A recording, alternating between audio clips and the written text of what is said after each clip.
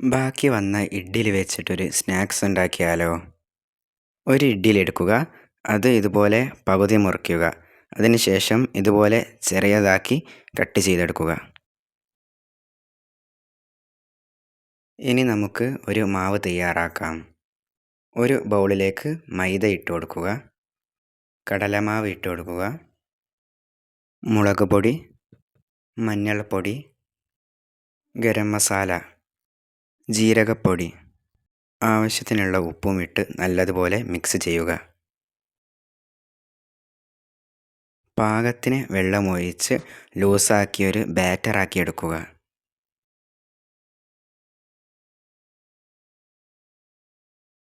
ഈയൊരു കൺസിസ്റ്റൻസി ആക്കുക. ചെറിയ കഷ്ണങ്ങളാക്കിയ ഇഡ്ഡലി ഈ മാവിൽ മുക്കി ചൂടായ എണ്ണയിലേക്ക് ഓരോന്നും ഇട്ട് കൊടുക്കുക. ഒരു ഭാഗം പൊരിഞ്ഞു വരുമ്പോൾ ഇതൊന്ന് മറിച്ചിട്ട് കൊടുക്കുക.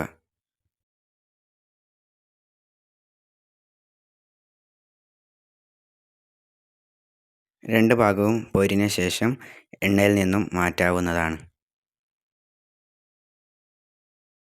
ഇപ്പോൾ നമ്മുടെ ഇഡ്ഡലി ബജി ഇവിടെ റെഡിയായിട്ടുണ്ട്.